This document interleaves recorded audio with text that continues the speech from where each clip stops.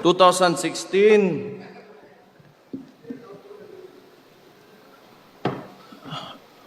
yung tatay ko, si former Rodrigo Roa Duterte, tumakbo, hindi yun utot ha, ng presidente. Nagsimula siya, may survey, 15 to 20%. Okay? Ngayon, lumabas siya sa kampanya at sinabi niya, dalawa lang ang plataforma niya.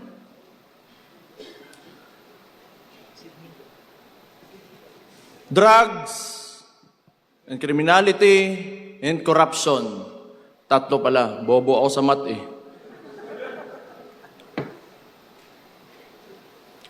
Noong panahon na naging presidente yung tatay ko, hindi ko akalain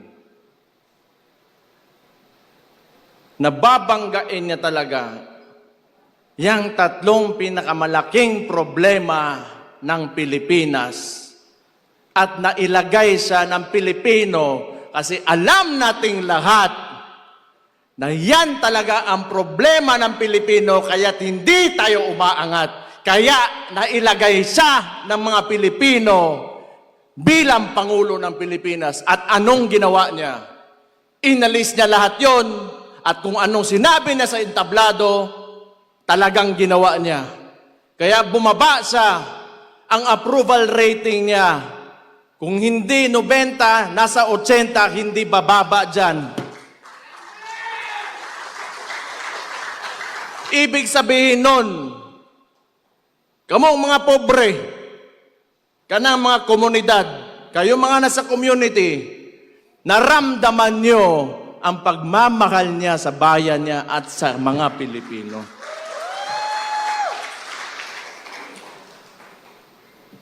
Ngayon, because my father, his core, is a lawyer. He doesn't want to amend the Constitution, to change the laws or whatever to extend these terms. Because he respects the Constitution. Ngayon, tatanungin ko kayo. Kung kayo pagpipiliin ng panahon na yon, kung kayo lang, hindi galing sa kanya, itutuloy nyo ba yung termino niya? Itong si Marcos,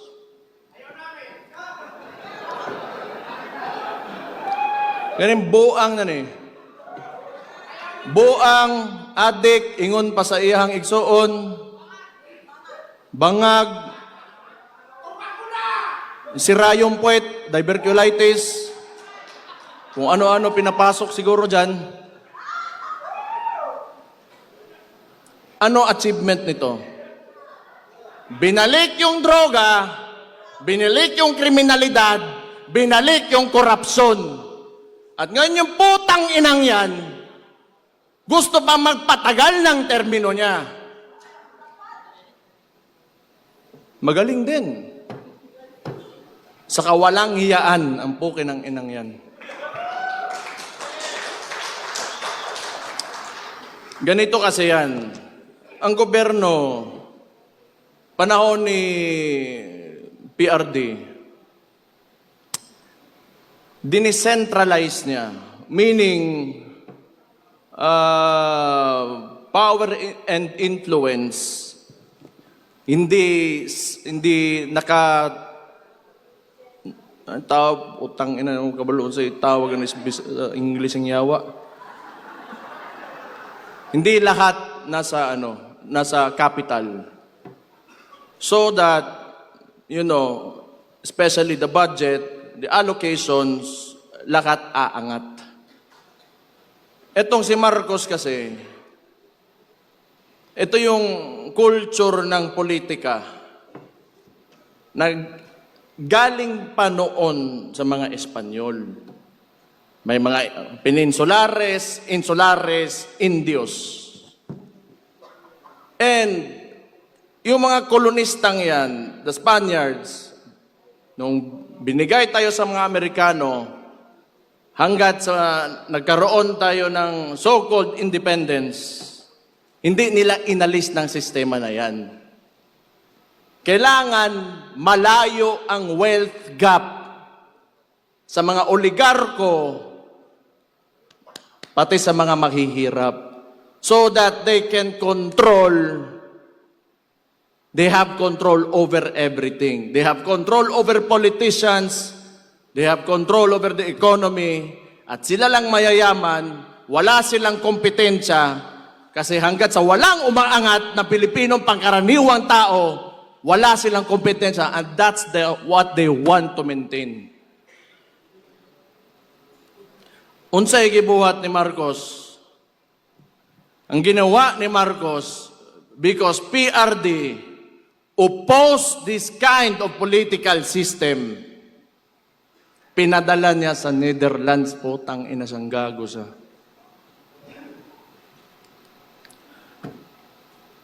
Mali and Niger had a joint statement that the ICC is an instrument of neo-colonial powers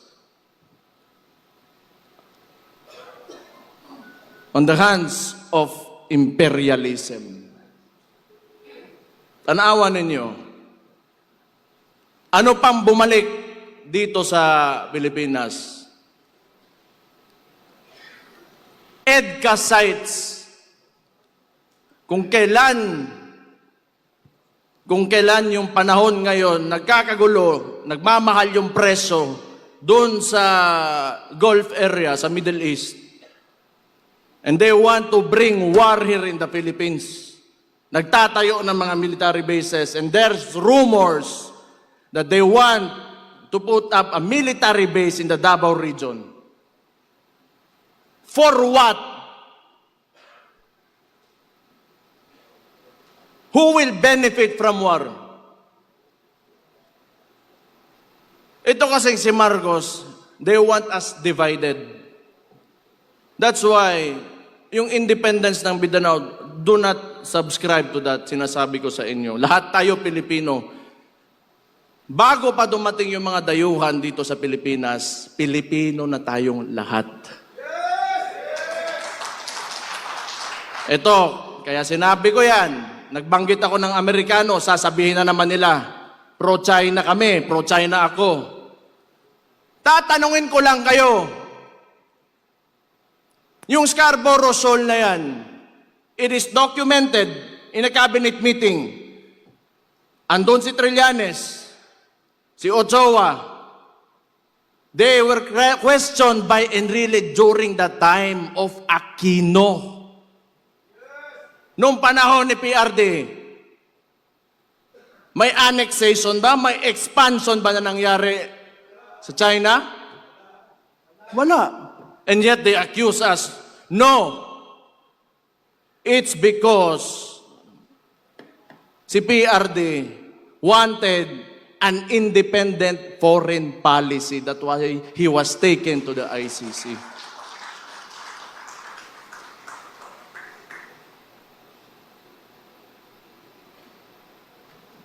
Muli na ta. Mga taga Davao Oriental drebe. Tingog mo. Oy. Del Norte. Barm. Allahu Akbar.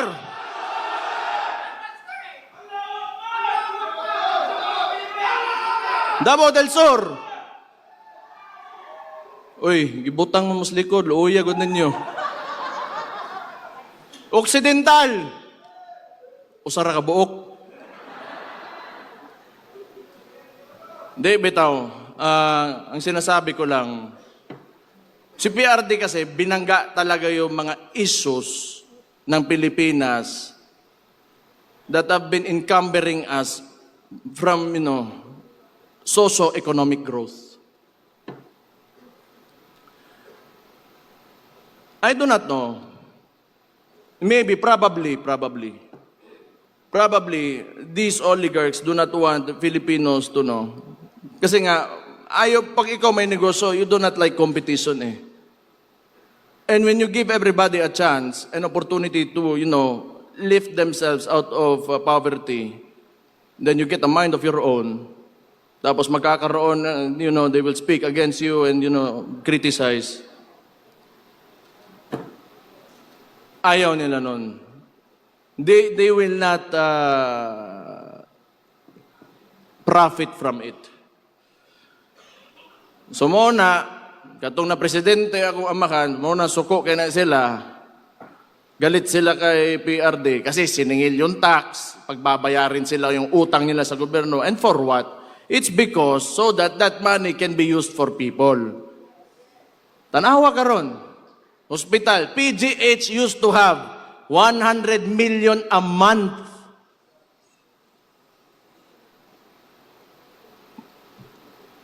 Nasaan ngayon? 60 billion, nakita nyo kanina. Kinuha sa PhilHealth. Minimum wage earner. Kung magkasakit ka, bibili mo ng gamot.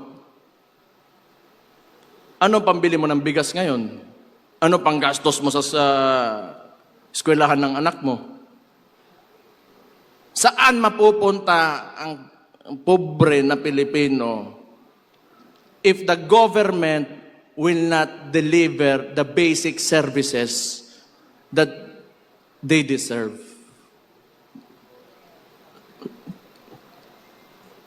Do you think pag ito tuloy-tuloy pa rin, may bansa pa tayo? Do you think na we will have, our children will live in a future where they can live comfortably?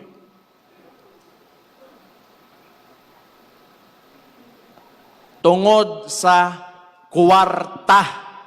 Putang ina ng butangan na, I hate that so much. It is the root of all evil. Kining mga congressman ba ni yes? Sige, putang ina ninyong tanan.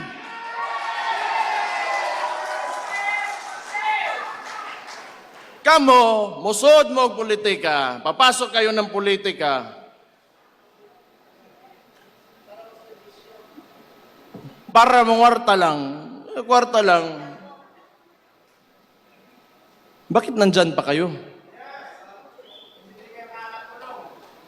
Bakit? You just want yourself to, you want everybody to see that you have a better house, a better car? You are richer than anyone else in your community? Yan lang? Para sa kinabukasan ng bayan natin? Utang ina, umalis na kayo dyan.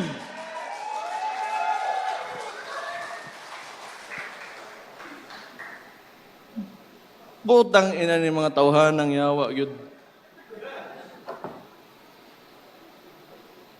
Kini po si Mike Defensor. Ako man siguro ipapriso ani. Pero mauuna yan si Harold Respicio.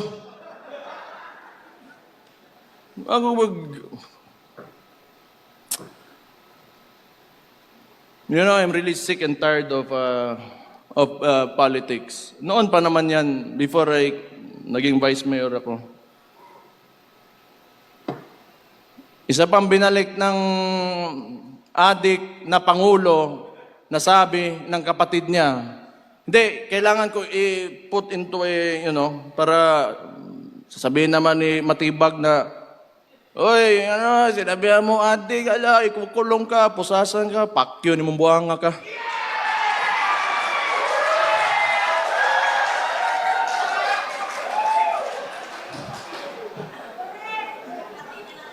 Bisaya pa, lo ni mo, choy.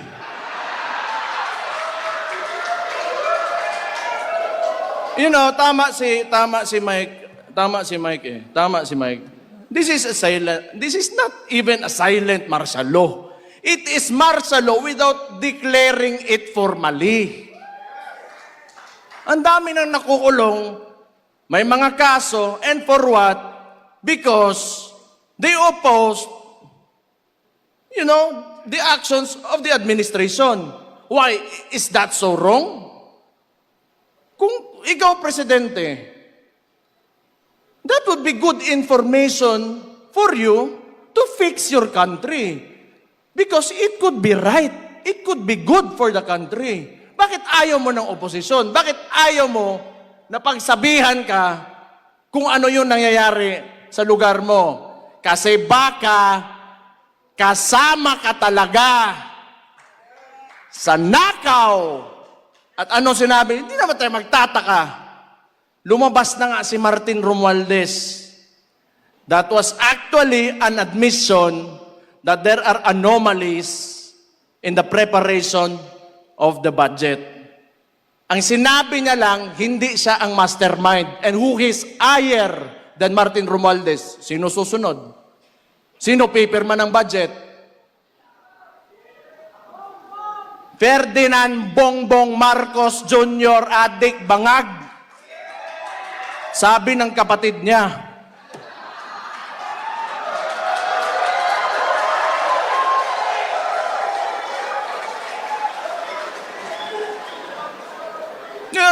Ako ang ginaingon dire ba? Ako ginaingon gani. Awa, nanaghan ng adik karon. Dumami ang adik. Dito sa Davao, lagi may huli. Sa ibang lugar, wala. Hinahayaan nila. Takot yung mga pulis. Kasi pag hinuli mo adik, magagalit si Bongbong. Kasi adik daw siya, sabi ng kapatid niya. Oh, ano mangyayari ngayon? Yung mga pamilya, sira. Breadwinner, yung tatay. Pag nagsabu yan, wala na, sira ulo, ayaw magtrabaho, bubugbugin yung asawa. Ano mangyayari sa household? Wasak yung pamilya, yung mga bata, saan papunta? Hindi papasok ng paaralan. Yung community, yung mga barangay dyan, apektado. Sino nagbabayad ng buwis? Sila mismo. The driving force of our economy are the communities, ang kapobrehon, mong pasagdan na mabuang. Napatay Chief PNP mo ingon lang, sasabihin niya lang, pampahaba lang ng oras sa trabaho ang putang inang drugs na yan. Tanawa unsa ka bangag ng presidentiya na, and you allow your Chief PNP to say that without reprimanding him. Tanaw ninyo, tingin nyo ba may kinabukasan pa ang Pilipinas pag nagpatuloy ito? Tangtangan yung Marcos dito. Ayaw, ako'y mapriso. Kitang tanan siguro. Utang ina ni.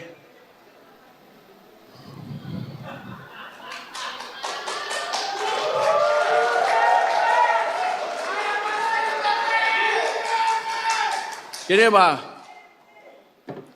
Yun sa impeachment. Balikon lang nako ani mga congressman. Ako, believe ako doon sa, how many do we have who said no? 25? Give a round of applause to those people.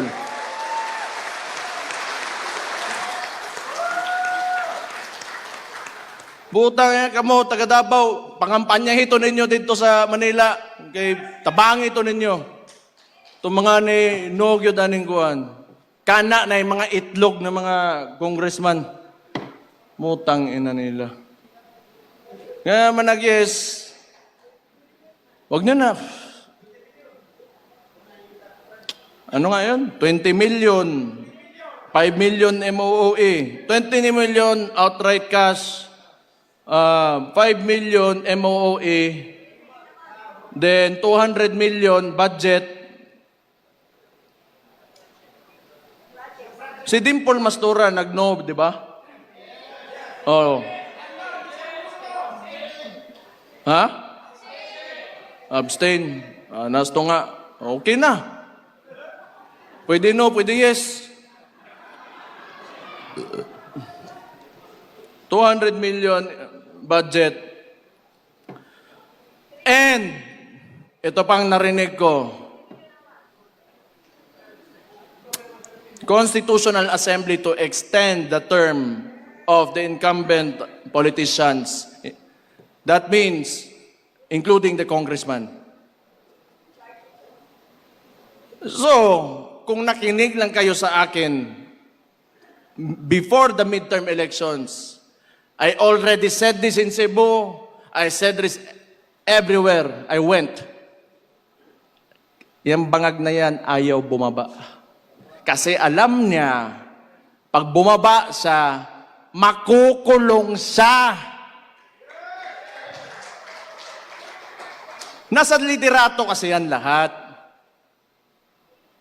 Kayo, mga leader kayo sa lugar nyo.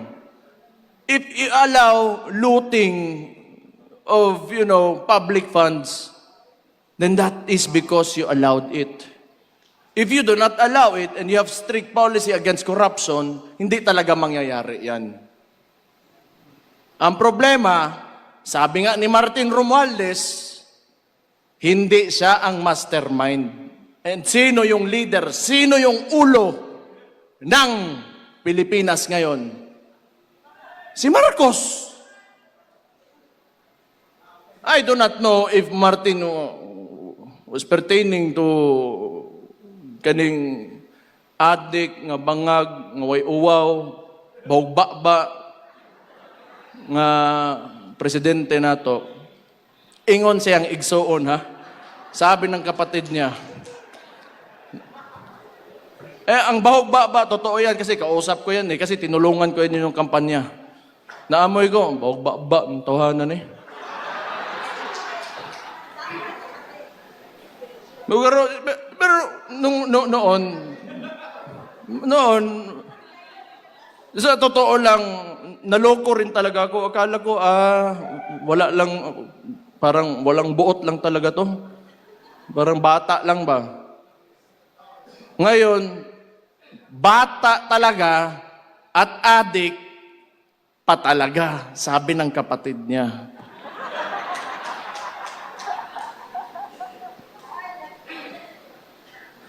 Pero, kapoy kay sig pangaway, Di, manggod, ganang ingani ba? Kita, daghan mamong politiko dire, daghan siguro marami tayo mga aspiring politicians dito. Kailangan nyo magsakripisyo. Kailangan ninyo buhian ang inyong attachment to material needs, money and material needs. Attachment to power, attachment to... kasi hindi talaga aangat yung bansa natin if we go into politics para lang sa sarili natin. Okay lang.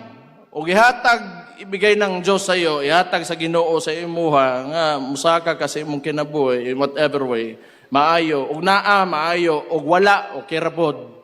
Pero do not ever forget the people around you that voted for you.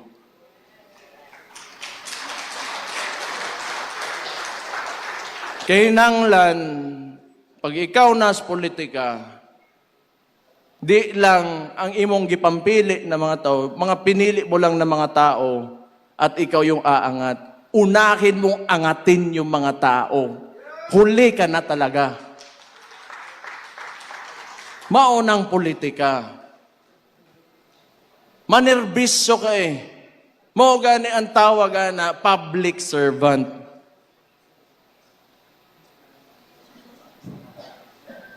Ako, honestly, kapoy naman ko. Kapoy na ko ba? Kung naay mo pilde sa kuadre sa Davao, di okay. But pasabot, mas maayo na siya nga taon ako. Kay, I do not want to work in government for a president na ganito. Because nothing is happening. The people are suffering more and more. And I do not want to be a part of it. Na complicit ko sa nangyayari sa mga tao ngayon. But fortunately for me, Davaoenos, Davao region, are very resilient people. Mabuhay raman tag. Mabuhay raman ko tag ginamos. Kanang nilungag nga saging. Okay na. Pero kani mga tao sa mga urbanized sections of the country, medyo lisod eh. Dire natay prutas, natay bugas. Di man permi pod pero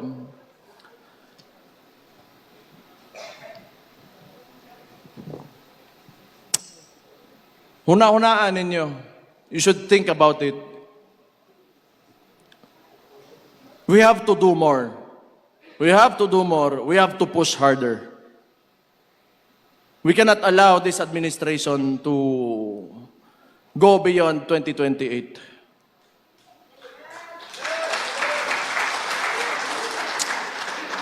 Ganito yan structure nila eh. So ngayon, they are supporting the left, the extreme left, mga makabayan, the NPA, because, and probably, coming from the statement of Marbil, that drugs is only to extend the work hours of people. That's why they are lenient on these groups and individuals because yun lang ang allies nila.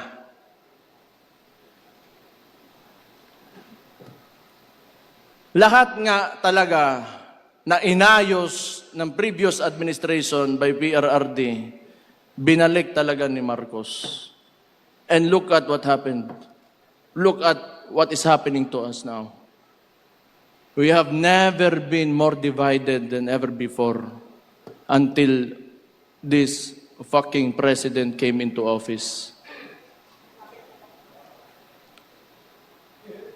So anong gagawin natin? Since the Vice President has already announced her candidacy for the 2028 elections. Ngayon pa lang, magsisimula na tayo.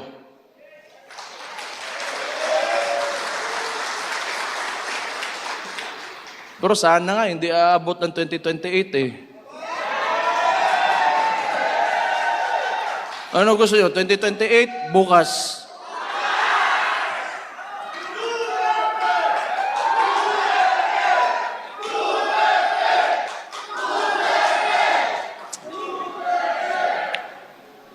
Kana, naaginas inyo hagyod. Tanaw ninyo, na ako'y pangutana sa inyo, kita mga kabisayaan ba? Kunaan ng Malacanang dire, humana ni ugma, no?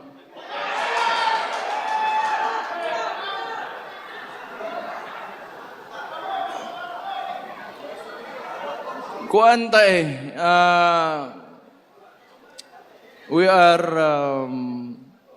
restrained by geography. Archipelago manggod ta. Manglupad pa ta dito Manila, pero I do not know. Pero kabalo mo, unsa ka bugo gani si Marcos ba? Bugo gyud, bisag unsa bugo gyud. Ana. Bugo gyud.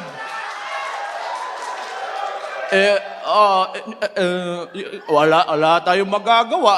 Oh. Pag may nangyari, wala tayong magagawa. Kaya natigpan nyo. Limpyo tayo ng white powder dire. Usa mo chinchanso? Ilong.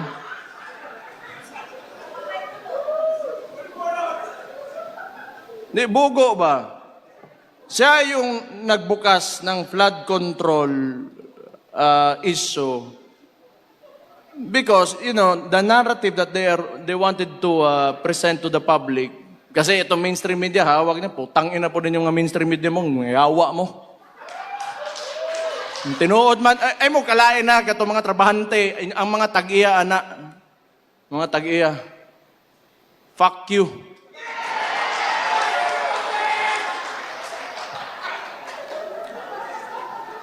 So they wanted to, you know, form this narrative that Marcos, Bongbong Marcos, is the Savior. So, PowerPoint pa, nga murag kinsang maestro ang gago. Oh, these are the contractors that, had ghost projects. Contractor? O ikaw?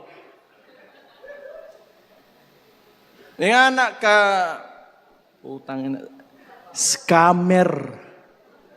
Scammer ng tawhanag yun. Scammer yun.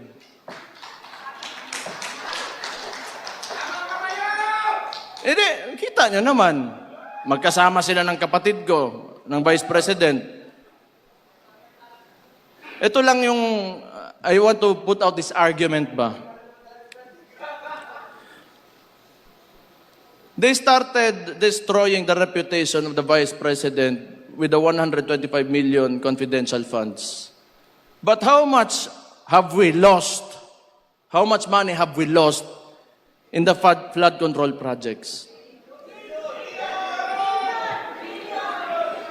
More or less $2 billion.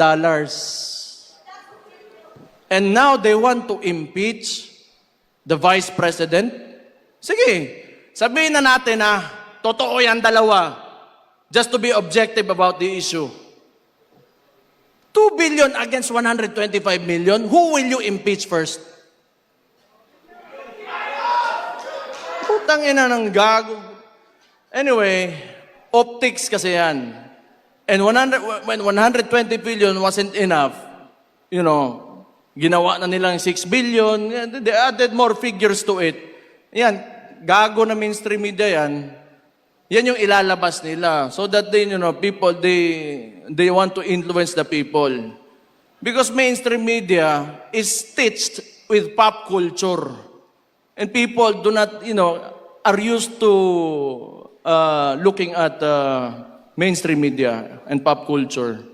Kaya yung tao nagugoyo ng administrasyon na to kasi hawak nila yung media eh.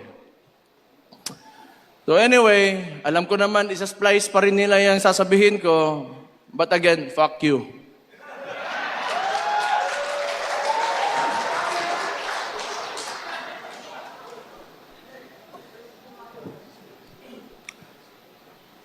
Hindi, maluoy ta sa itong nasod.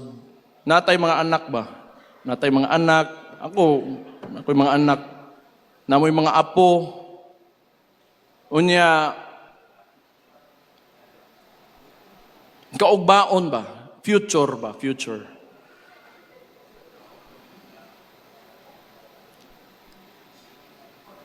Hindi, ayoko yung mga anak ko na maglalakad. If they had to walk, around the city or out on the streets and they get mugged, hold upin sila. Or maybe some people will entice them to do drugs with them. Job opportunities are scarce.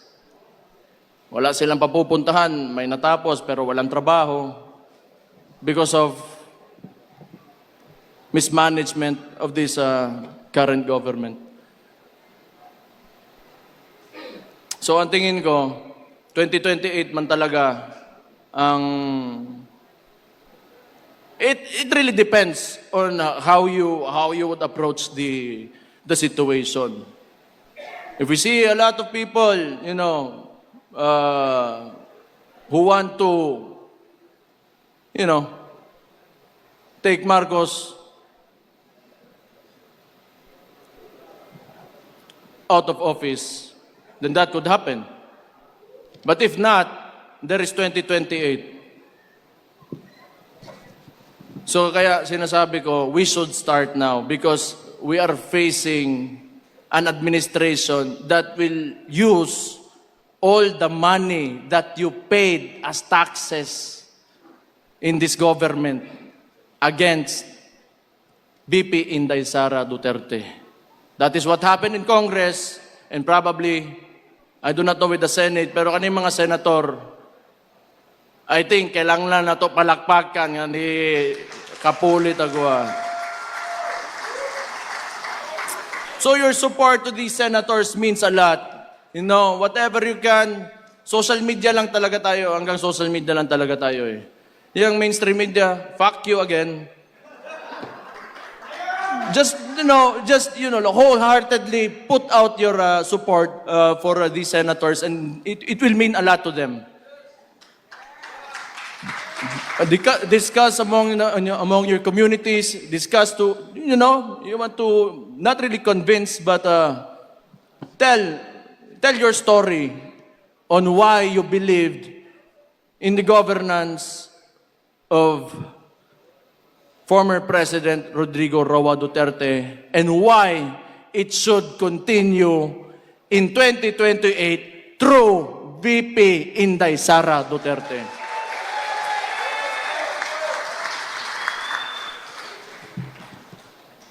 Mag-uol ta sa atong kaugmaon, God.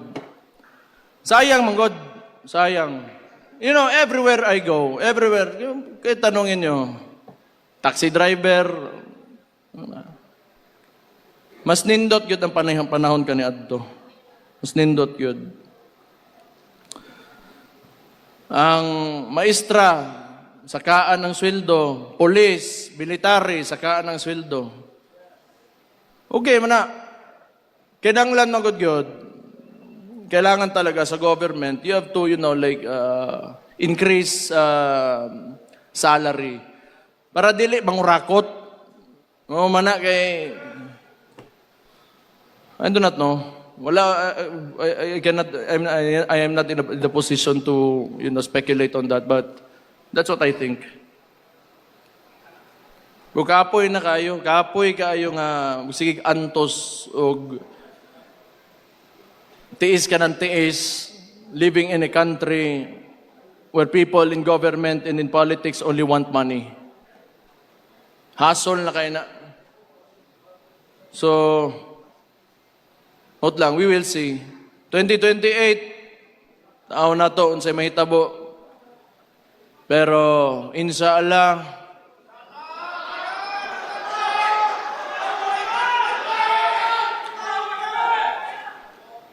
dili mismo, butang dalang ato ang kandidato, si Inday Sara Duterte, pero ang Pilipinas, mauli sa mga Pilipino.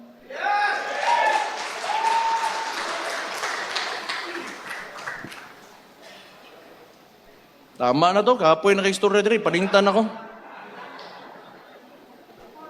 Ay, tama day. Namo ko story. Basta ikaw rin. Ako, unahan ko muna sila John Vic at saka Auntie Claire. Auntie Claire, si Mayor Baste, kung ano-ano na pinagsasabi. Hindi naman totoo yun. Una na takadaan day, kapoy ka, kag-alo. Pas John Vic, ginahuwat pa na ko John Vic nga muli-ili sa kuutin kay pisot ko no ko. What to John Vic lain po kayong pakitag utin siguro niya, no? O sige na lang, pasiganakan siya. Pero ang tuli manggod kani adto pakang man na, pakang pakang. Kanang kang John Vic mas maguwang man nako kung tuli siya. Pakang na iya ha. Ako German cat.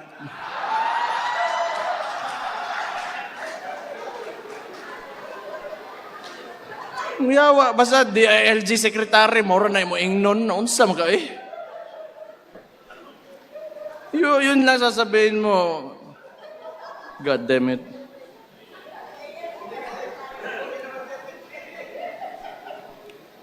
Nawala na yung usapang drug test eh, so penis test na yung susunod. Kung supot o hindi. Bitaw. Actually, lahat ng nakawan na yan, ginagawa nila yung diversionary tactic, yung impeachment kasi talaga, so that they can continue to loot the money of the people, the taxes that you pay. So, tayo kuha na. Sa man, mag-rally ta? Tanaw ninyo. Ha?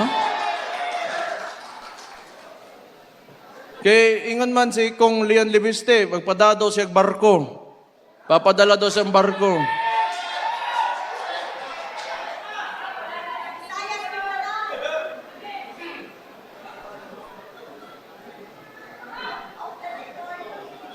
Pero I do not think kung 2 years, etong 2 years na to, mas lalala pa yan. Itong nangyayari na mga kadali, langgod sa mga eh.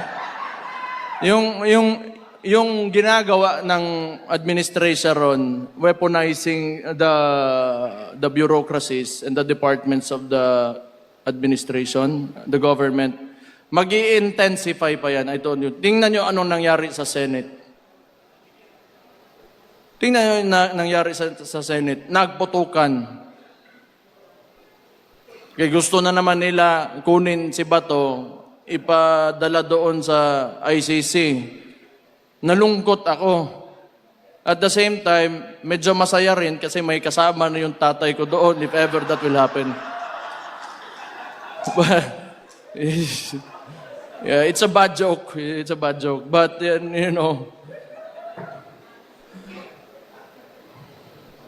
nga na, gano'n, itong administrasyon na to, it's not in its right mind. Wala talaga yan. Addict talaga, sabi ng kapatid niya. Addict talaga. And they are working with LP because si Lam, that's why LAM, Lam, Lisa Araneta Marcos, Aranetas are relatives of the Rojases. They are LP. Actually, walang makinarya yan si Marcos alone. The ones who are moving for Marcos and at the same time, tinitira din siya, are the Liberal Party. Kasi wala siyang makinarya eh. Tapos, parang ang sitwasyon ngayon, may Marcos, tayo, mga DDS, and the LP, they want to eliminate ang DDS muna.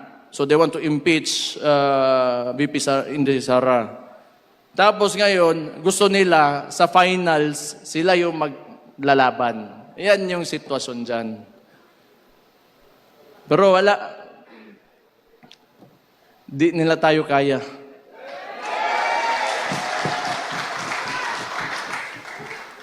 Wala namang alam kasi talaga yung mga gago na yan. Talaga walang alam, putang ina. Kasi nga, sinabi ko, tulad ng Scarborough Shoal, you know, yung mga left na yan, sila man nasasabi, China, o sino ba? Trillanes, LP. Saan naman nag-backdoor nun? Kinesyon sa nga ni Enrile. Putang ina. EJK. O, kani ha? EJK. They want to, you know, convict ni ako ang amahan because of the allegations of EJK. O, kani LP niya.